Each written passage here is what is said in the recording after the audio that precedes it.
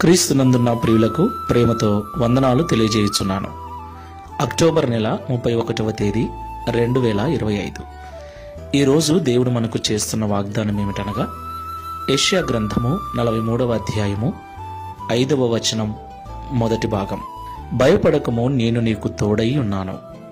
Amen. నా ప్రియమైన సహోదరి సహోదరులారా, ఈ లోకంలో జీవిస్తున్న మనమందరము కూడా ఆయా సమయాలలో భయపడుతూ ఉంటాం. నాకు తెలిసి భయం లేని మనిషి ఈ లోకంలో లేడనుకుంటాను. ప్రతి ఒక్కరూ కూడా ఏదో ఒక విషయమై భయపడుతూ ఉంటారు. ప్రియులారా, భయము కలిగినప్పుడు ఎవరైనా పక్కన ఉంటే బాగుంటుంది అనిపిస్తుంది. మనల్ని ధైర్యపరిచేవారు మనకు కావాలి అనిపిస్తుంది. ఈ లోకంలో ఎవరు కూడా శాశ్వతమైన వారు కారు. మనుషులందరూ కూడా ఏదో ఒక రోజు మనల్ని విడిచి వెళ్ళవలసిన వారే. కాబట్టి స్థిరమైన ధైర్యము మనుషుల ద్వారా మనకు కలగదు. అదే దేవుడు మనకు తోడుగా ఉంటే ఆయన శాశ్వతుడు, నిత్యుడు, ఎల్లప్పుడూ ఉండే దేవుడు. దేవునికి మహిమ కలుగును గాక. ఆ ప్రభువు అంటున్నాడు, భయపడకము, నేను నీకు తోడై ఉన్నాను అని. దేవునికి మహిమ కలుగును గాక. ప్రియులారా, ఈ లోకంలో ఎవరు మనతో లేకపోయినా దేవుడు మనకు తోడుగా ఉంటాడు. ఆయన మనకు కనపడడు, అంతే. నీవున్న చోటున నేనుంటానని ఆయన సెలవిచ్చాడు.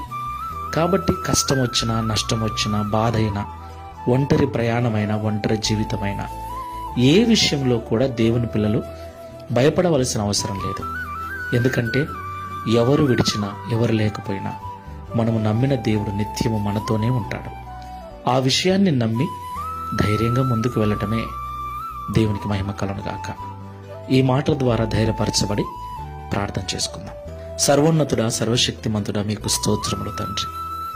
భయపడకము, నేను నీకు తోడై ఉన్నానని ఈ ఉదయకాల సమయంలో మాతో మాట్లాడినందుకు స్తోత్రములు.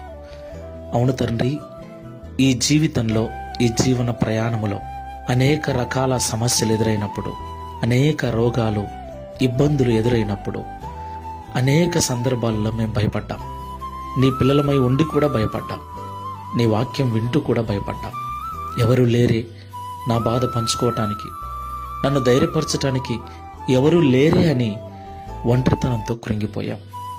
అయితే ఎవరు ఉన్నా, ఎవరు లేకపోయినా నీ బిడ్డలను బలపరచటానికి మీరు నిత్యము మాతో ఉంటారని మాట్లాడినందుకు స్తోత్రాలు.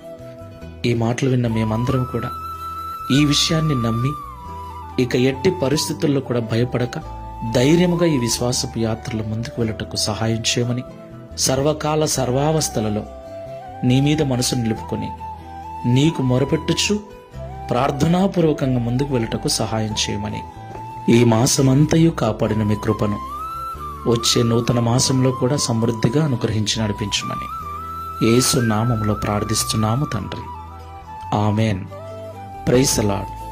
God bless you.